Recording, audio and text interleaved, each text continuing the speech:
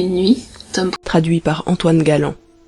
Contes arabes. Les chroniques des Sassanides, anciens rois de Perse, qui avaient étendu leur empire dans les Indes, dans les grandes et petites îles qui en dépendent, et bien loin au-delà du Gange, jusqu'à la Chine, rapportent qu'il y avait autrefois un roi de cette puissante maison, qui était le plus excellent prince de son temps.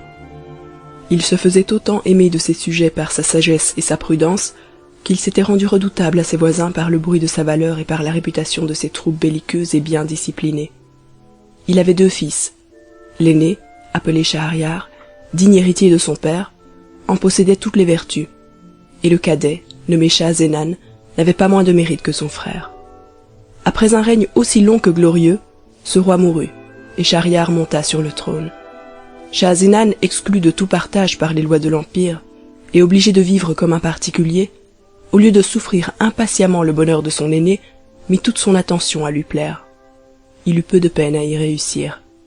Schahriar, qui avait naturellement de l'inclination pour ce prince, fut charmé de sa complaisance, et par un excès d'amitié, voulant partager avec lui ses états, il lui donna le royaume de la Grande Tartarie. Schahzenan en alla bientôt prendre possession, et il établit son séjour à Samarcande, qui en était la capitale. Il y avait déjà 10 ans que ces 2 rois étaient séparés, lorsque Schahriar, souhaitant passionnément de revoir son frère, résolut de lui envoyer un ambassadeur pour l'inviter à venir à sa cour. Il choisit pour cette ambassade son premier vizir, qui partit avec une suite conforme à sa dignité et fit toute la diligence possible. Quand il fut près de Samarcande, Schahzenan, averti de son arrivée, alla au-devant de lui avec les principaux seigneurs de sa cour, qui, pour faire plus d'honneur au ministre du sultan, s'étaient tous habillés magnifiquement. Le roi de Tartarie le reçut avec de grandes démonstrations de joie, et lui demanda d'abord des nouvelles du sultan, son frère.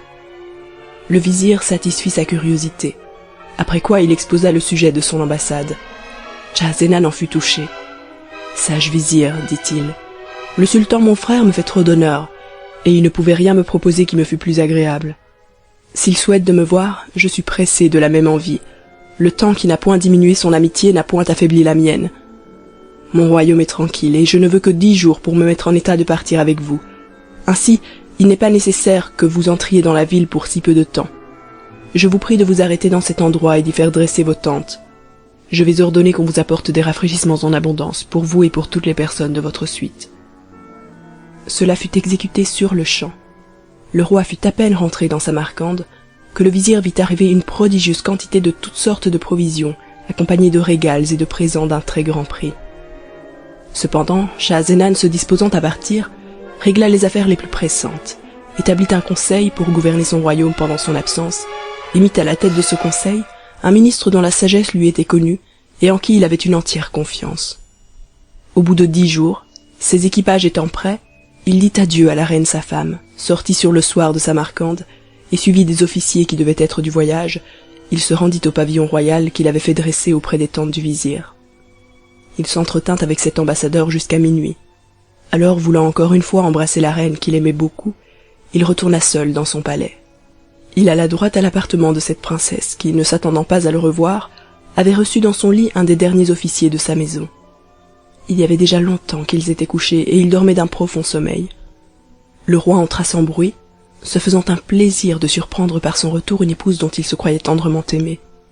Mais quelle fut sa surprise lorsqu'à la clarté des flambeaux, qui ne s'éteignent jamais la nuit dans les appartements des princes et des princesses, il aperçut un homme dans ses bras.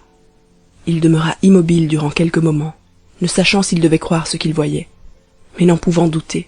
« Quoi » dit-il en lui-même, « je suis à peine hors de mon palais, je suis encore sous les murs de Samarcande, et l'on m'ose outrager ? Ah, perfide, votre crime ne sera pas impuni. Comme roi, je dois punir les forfaits qui se commettent dans mes états. Comme époux offensé, il faut que je vous immole à mon juste ressentiment. » Enfin, ce malheureux prince, cédant à son premier transport, tira son sabre, s'approcha du lit, et d'un seul coup fit passer les coupables du sommeil à la mort. Ensuite, les prenant l'un après l'autre, il les jeta par une fenêtre dans le fossé dont le palais était environné. S'étant vengé de cette sorte, il sortit de la ville comme il y était venu, et se retira sous son pavillon. Il n'y fut pas plus tôt arrivé que, sans parler à personne de ce qu'il venait de faire, il ordonna de plier les tentes et de partir. Tout fut bientôt prêt, et il n'était pas jour encore, qu'on se mit en marche au son des timbales et de plusieurs autres instruments qui inspiraient de la joie à tout le monde, hormis au roi. Ce prince, toujours occupé de l'infidélité de la reine, était en proie à une affreuse mélancolie qui ne le quitta point pendant tout le voyage. Lorsqu'il fut près de la capitale des Indes, il vit venir au-devant de lui le sultan Schahriar avec toute sa cour. Quelle joie pour ces princes de se revoir! Ils mirent tous deux pied à terre pour s'embrasser, et après s'être donné 1000 marques de tendresse, ils remontèrent à cheval et entrèrent dans la ville aux acclamations d'une foule innombrable de peuple. Le sultan conduisit le roi son frère jusqu'au palais qu'il lui avait fait préparer. Ce palais communiquait au sien par un même jardin. Il était d'autant plus magnifique qu'il était consacré aux fêtes et aux divertissements de la cour, et on en avait encore augmenté la magnificence par de nouveaux ameublements. Schahriar quitta d'abord le roi de Tartarie pour lui donner le temps d'entrer au bain et de changer d'habit, mais dès qu'il sut qu'il en était sorti, il vint le retrouver. Ils s'assirent sur un sofa, et comme les courtisans se tenaient éloignés par respect, ces deux princes commencèrent à s'entretenir de tout ce que deux frères, encore plus unis par l'amitié que par le sang, ont à se dire après une longue absence. L'heure du souper étant venue, ils mangèrent ensemble, et après le repas, ils reprirent leur entretien, qui dura jusqu'à ce que Schahriar, s'apercevant que la nuit était fort avancée, se retira pour laisser reposer son frère. L'infortuné Schahzenan se coucha, mais si la présence du sultan son frère avait été capable de suspendre pour quelque temps ses chagrins, ils se réveillèrent alors avec violence. Au lieu de goûter le repos dont il avait besoin, il ne fit que rappeler dans sa mémoire les plus cruelles réflexions. Toutes les circonstances de l'infidélité de la reine se présentaient si vivement à son imagination qu'il en était hors de lui-même. Enfin, ne pouvant dormir, il se leva, et se livrant tout entier à des pensées si affligeantes, il parut sur son visage une impression de tristesse que le sultan ne manqua pas de remarquer. « Qu'a donc le roi de Tartarie ?» disait-il. « Qui peut causer ce chagrin que je lui vois? Aurait-il sujet de se plaindre de la réception que je lui ai faite? Non, je l'ai reçu comme un frère que j'aime, et je n'ai rien là-dessus à me reprocher. Peut-être se voit-il à regret éloigné de ses états ou de la reine sa femme. Ah, si c'est cela qui l'afflige, il faut que je lui fasse incessamment les présents que je lui destine, afin qu'il puisse partir quand il lui plaira pour s'en retourner à Samarcande. » Effectivement, dès le lendemain, il lui envoya une partie de ses présents qui étaient composés de tout ce que les Indes produisent de plus rare, de plus riche et de plus singulier. Il ne laissait pas du moins d'essayer de le divertir tous les jours par de nouveaux plaisirs, mais les fêtes les plus agréables, au lieu de le réjouir, ne faisaient qu'irriter ses chagrins. Un jour, Schahriar ayant ordonné une grande chasse à 2 journées de sa capitale, dans un pays où il y avait particulièrement beaucoup de cerfs, Schahzenan le pria de le dispenser de l'accompagner en lui disant que l'état de sa santé ne lui permettait pas d'être de la partie. Le sultan ne voulut pas le contraindre, le laissa en liberté, et partit avec toute sa cour pour aller prendre ce divertissement. Après son départ, le roi de la Grande Tartarie, se voyant seul, s'enferma dans son appartement. Il s'assit à une fenêtre qui avait vue sur le jardin. Ce beau lieu et le ramage d'une infinité d'oiseaux qui y faisaient leur retraite lui auraient donné du plaisir s'il eût été capable d'en ressentir. Mais toujours déchiré par le souvenir funeste de l'action infâme de la reine, il arrêtait moins souvent ses yeux sur le jardin qu'il ne les levait au ciel pour se plaindre de son malheureux sort. Néanmoins, quelque occupé qu'il fût de ses ennuis, il ne laissa pas d'apercevoir un objet qui attira toute son attention. Une porte secrète du palais du sultan s'ouvrit tout à coup, et il en sortit 20 femmes, au milieu desquelles marchait la sultane d'un air qui la faisait aisément distinguer.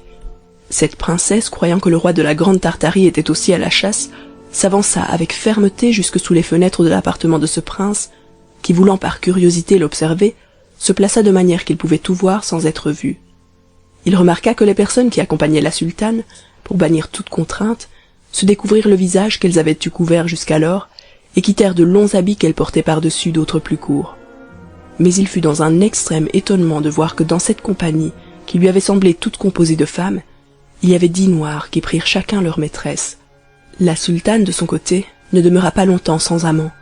Elle frappa des mains en criant « Massoud, Massoud !» et aussitôt un autre noir descendit du haut d'un arbre et courut à elle avec beaucoup d'empressement.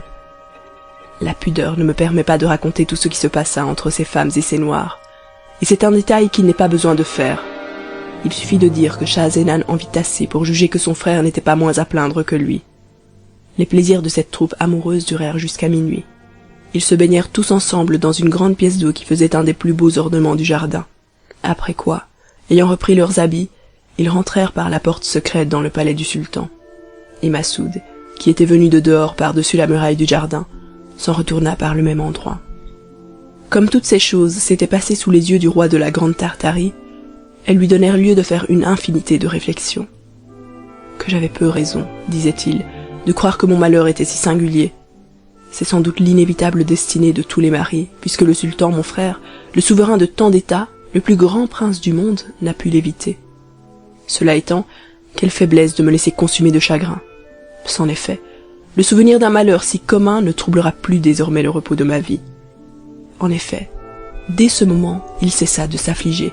Et comme il n'avait pas voulu souper et qu'il eût vu toute la scène qui venait de se jouer sous ses fenêtres, il fit servir alors, mangea de meilleur appétit qu'il n'avait fait depuis son départ de Samarcande, et entendit même avec quelque plaisir un concert agréable de voix et d'instruments dont on accompagna le repas. Les jours suivants, il fut de très bonne humeur, et lorsqu'il sut que le sultan était de retour, il alla au-devant de lui et lui fit son compliment d'un air enjoué. Schahriar d'abord ne prit pas garde à ce changement. Il ne songea qu'à se plaindre obligeamment de ce que ce prince avait refusé de l'accompagner à la chasse, et sans lui donner le temps de répondre à ses reproches, il lui parla du grand nombre de cerfs et d'autres animaux qu'il avait pris, et enfin du plaisir qu'il avait eu. Schahzenan, après l'avoir écouté avec attention, prit la parole à son tour. Comme il n'avait plus de chagrin qui l'empêcha de faire paraître combien il avait d'esprit, il dit 1000 choses agréables et plaisantes. Le sultan, qui s'était attendu à le retrouver dans le même état où il l'avait laissé, fut ravi de le voir si gai. « Mon frère, lui dit-il, je rends grâce au ciel de l'heureux changement qu'il a produit en vous pendant mon absence. J'en ai une véritable joie, mais j'ai une prière à vous faire, et je vous conjure de m'accorder ce que je vais vous demander. »« Que pourrais-je vous refuser ?» répondit le roi de Tartarie. « Vous pouvez tout sur Schahzenan. Parlez, je suis dans l'impatience de savoir ce que vous souhaitez de moi. »« Depuis que vous êtes dans ma cour, reprit Schahriar, je vous ai vu plonger dans une noire mélancolie que j'ai vainement tenté de dissiper par toutes sortes de divertissements. Je me suis imaginé que votre chagrin venait de ce que vous étiez éloigné de vos états. J'ai cru même que l'amour y avait beaucoup de part, et que la reine de Samarcande, que vous avez dû choisir d'une beauté achevée, en était peut-être la cause. Je ne sais si je me suis trompé dans ma conjecture, mais je vous avoue que c'est particulièrement pour cette raison que je n'ai pas voulu vous importuner là-dessus, de peur de vous déplaire. Cependant, sans que j'y ai contribué en aucune manière, je vous trouve à mon retour de la meilleure humeur du monde et l'esprit entièrement dégagé de cette noire vapeur qui en troublait tout l'enjouement. Dites-moi de grâce pourquoi vous étiez si triste et pourquoi vous ne l'êtes plus. » À ce discours, le roi de la Grande Tartarie demeura quelque temps rêveur, comme s'il eût cherché ce qu'il avait à y répondre. Enfin il repartit dans ces termes. « Vous êtes mon sultan et mon maître, mais dispensez-moi, je vous supplie, de vous donner la satisfaction que vous me demandez. »« Non, mon frère, répliqua le sultan, il faut que vous me l'accordiez. Je la souhaite, ne me la refusez pas. » Schahzenan ne put résister aux instances de Schahriar. « Eh bien, mon frère, lui dit-il, je vais vous satisfaire puisque vous me le commandez. » Alors il lui raconta l'infidélité de la reine de Samarcande, et lorsqu'il en eut achevé le récit, « Voilà, poursuivit-il, le sujet de ma tristesse. Jugez si j'avais tort de m'y abandonner. »« Oh, mon frère !» s'écria le sultan d'un ton qui marquait combien il entrait dans le ressentiment du roi de Tartarie. « Quelle horrible histoire venez-vous de me raconter! Avec quelle impatience je l'ai écoutée jusqu'au bout! Je vous loue d'avoir puni les traîtres qui vous ont fait un outrage si sensible. On ne saurait vous reprocher cette action. Elle est juste. Et pour moi, j'avouerai qu'à votre place, j'aurais eu peut-être moins de modération que vous. Je ne me serais pas contenté d'ôter la vie à une seule femme. Je crois que j'en aurais sacrifié plus de 1000 à ma rage. Je ne suis pas étonné de vos chagrins. La cause en était trop vive et trop mortifiante pour n'y pas succomber. Oh ciel, quelle aventure! Non, je crois qu'il n'en est jamais arrivé de semblable à personne qu'à vous. Mais enfin, il faut louer Dieu de ce qu'il vous a donné de la consolation. Et comme je ne doute pas qu'elle ne soit bien fondée, ayez encore la complaisance de m'en instruire et faites-moi la confidence entière. » Schahzenan fut plus de difficulté sur ce point que sur le précédent, à cause de l'intérêt que son frère y avait. Mais il fallut céder à ces nouvelles instances. « Je vais donc vous obéir, lui dit-il, puisque vous le voulez absolument. Je crains que mon obéissance ne vous cause plus de chagrin que je n'en ai eu. Mais vous ne devez vous en prendre qu'à vous-même, puisque c'est vous qui me forcez à vous révéler une chose que je voudrais ensevelie dans un éternel oubli. »« Ce que vous me dites, interrompit Schahriar, ne fait qu'irriter ma curiosité. Hâtez-vous de me découvrir ce secret de quelque nature qu'il puisse être. » Le roi de Tartarie, ne pouvant plus s'en défendre, fit alors le détail de tout ce qu'il avait vu du déguisement des Noirs, de l'emportement de la sultane et de ses femmes, et il n'oublia pas Massoud. « Après avoir été témoin de ces infamies, continua-t-il, je pensais que toutes les femmes y étaient naturellement portées, et qu'elles ne pouvaient résister à leur penchant. Prévenu de cette opinion, il me parut que c'était une grande faiblesse à un homme d'attacher son repos à leur fidélité. Cette réflexion m'en fit faire beaucoup d'autres, et enfin je jugeai que je ne pouvais prendre un meilleur parti que de me consoler. Il m'en a coûté quelques efforts, mais j'en suis venu à bout. Et si vous m'en croyez, vous suivrez mon exemple. Quoique ce conseil fût judicieux, le sultan ne put le goûter. Il entra même en fureur. « Quoi ?»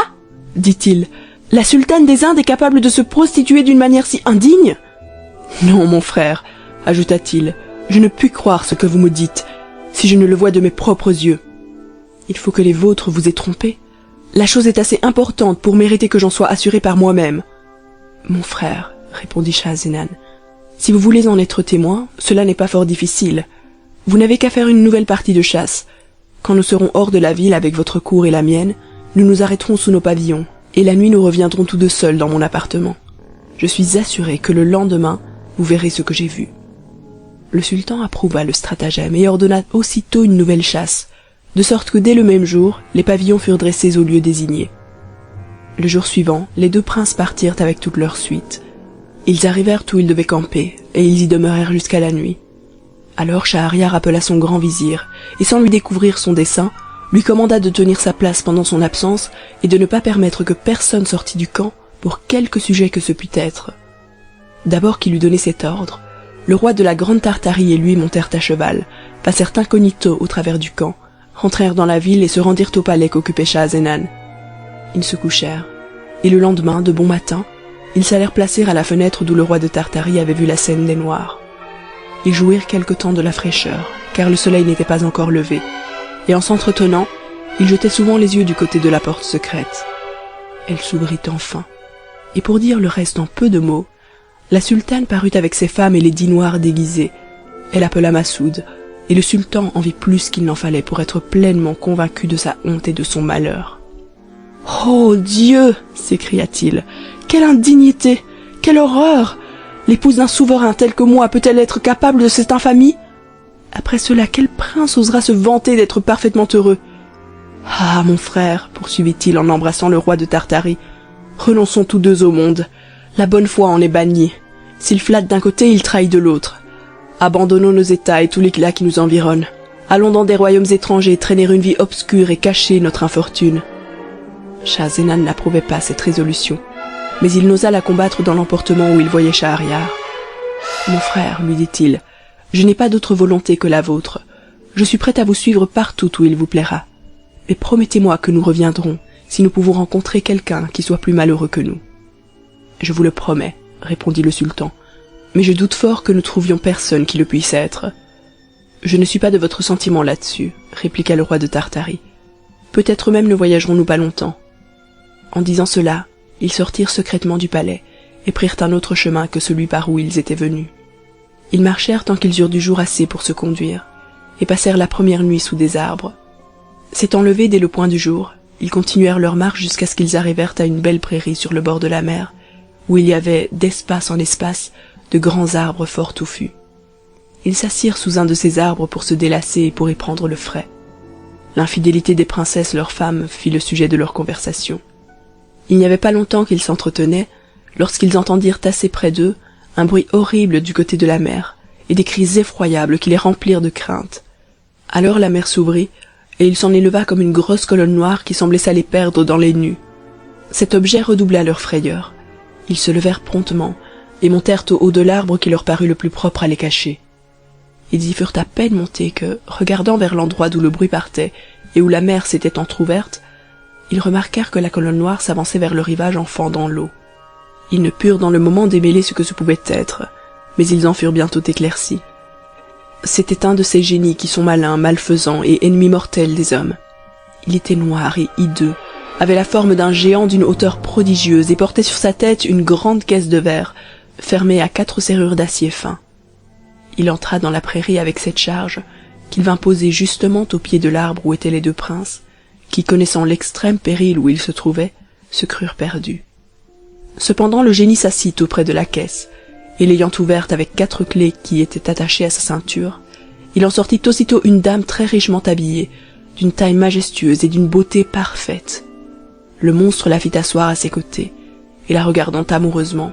« Dame, dit-il, la plus accomplie de toutes les dames qui sont admirées pour leur beauté, charmante personne, vous que j'ai enlevée le jour de vos noces, et que j'ai toujours aimée depuis si constamment. Vous voudrez bien que je dorme quelques moments près de vous. Le sommeil dont je me sens accablé m'a fait venir en cet endroit pour prendre un peu de repos. En disant cela, il laissa tomber sa grosse tête sur les genoux de la dame. Ensuite, ayant allongé ses pieds, qui s'étendaient jusqu'à la mer, il ne tarda pas à s'endormir, et il ronfla bientôt de manière qu'il fit retentir le rivage. La dame alors leva la vue par hasard, et apercevant les princes au haut de l'arbre, elle leur fit signe de la main de descendre sans faire de bruit. Leur frayeur fut extrême quand ils se virent découverts. Ils supplièrent la dame par d'autres signes de les dispenser de lui obéir.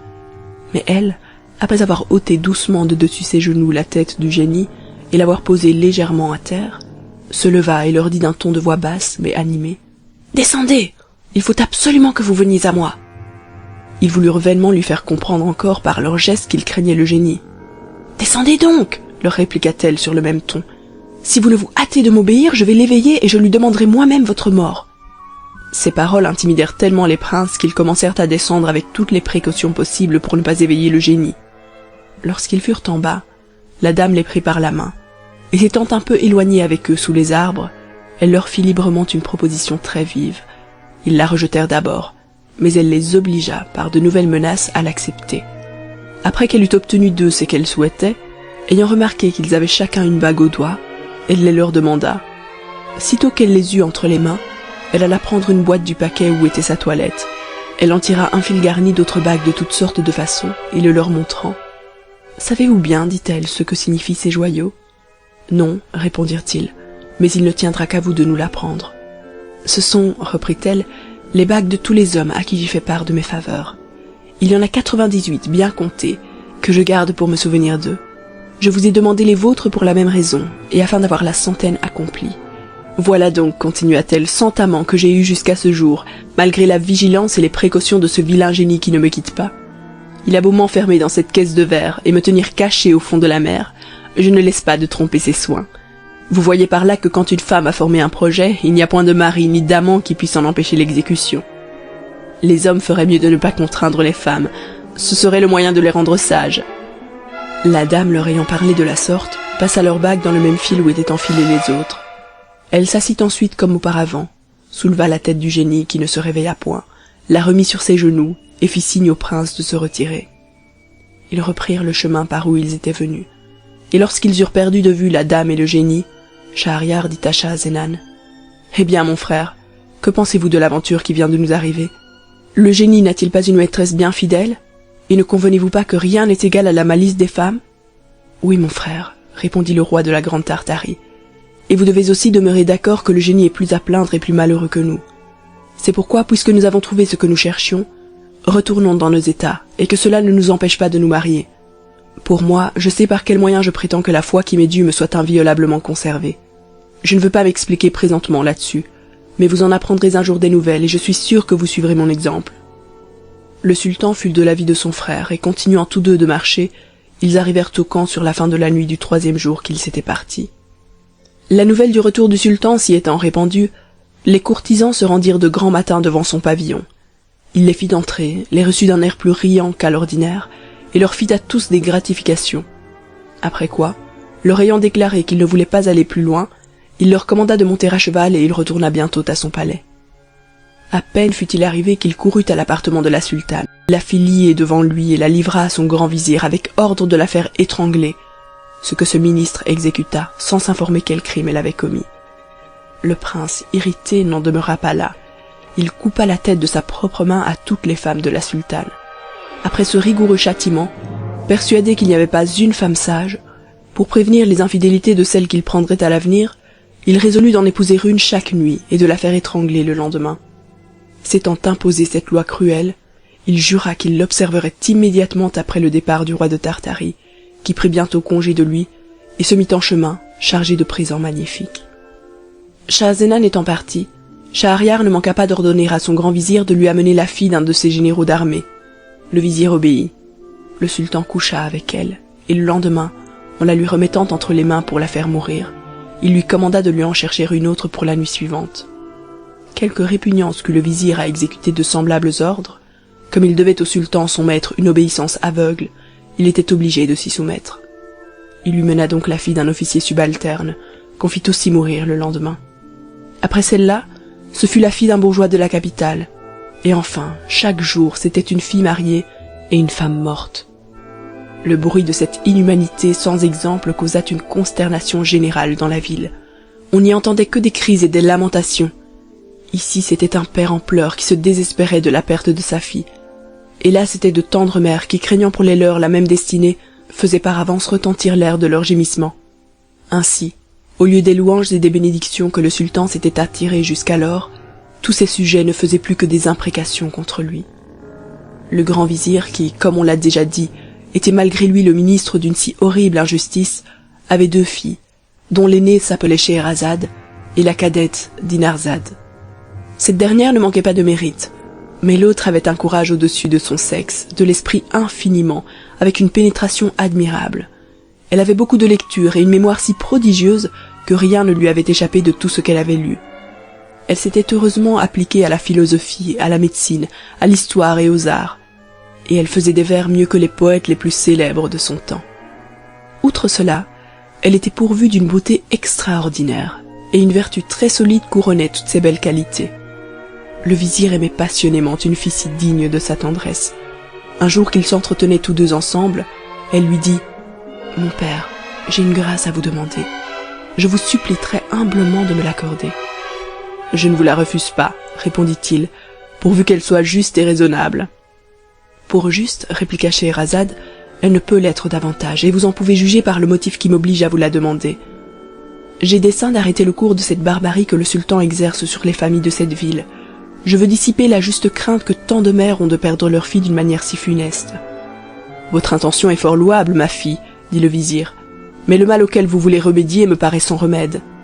Comment prétendez-vous en venir à bout ?»« Mon père, repartit Scheherazade, puisque par votre entremise le sultan célèbre chaque jour un nouveau mariage, je vous conjure par la tendre affection que vous avez pour moi de me procurer l'honneur de sa couche. » Le vizir ne put entendre ce discours sans horreur. « Oh Dieu !» interrompit-il avec transport. « Avez-vous perdu l'esprit, ma fille? Pouvez-vous me faire une prière si dangereuse? Vous savez que le sultan a fait serment sur son âme de ne coucher qu'une seule nuit avec la même femme et de lui faire ôter la vie le lendemain, et vous voulez que je lui propose de vous épouser? Songez-vous bien à quoi vous expose votre zèle indiscret? »« Oui, mon père, répondit cette vertueuse fille, je connais tout le danger que je cours, et il ne saurait m'épouvanter. Si je péris, ma mort sera glorieuse, et si je réussis dans mon entreprise, je rendrai à ma patrie un service important. »« Non, dit le vizir, quoi que vous puissiez me représenter pour m'intéresser à vous permettre de vous jeter dans cet affreux péril, ne vous imaginez pas que j'y consente. Quand le sultan m'ordonnera de vous enfoncer le poignard dans le sein, hélas, il faudra bien que je lui obéisse. Quel triste emploi pour un père. Ah, si vous ne craignez point la mort, craignez du moins de me causer la douleur mortelle de voir ma main teinte de votre sang. »« Encore une fois, mon père, dit Scheherazade, accordez-moi la grâce que je vous demande. »« Votre opiniâtreté, repartit le vizir, excite ma colère. Pourquoi vouloir vous-même courir à votre perte? Qui ne prévoit pas la fin d'une entreprise dangereuse n'en saurait sortir heureusement. Je crains qu'il ne vous arrive ce qui arriva à l'âne qui était bien et qui ne put s'y tenir. »« Quel malheur arriva-t-il à cet âne? Reprit Scheherazade. Je vais vous le dire, répondit le vizir. Écoutez-moi. Fin des contes arabes.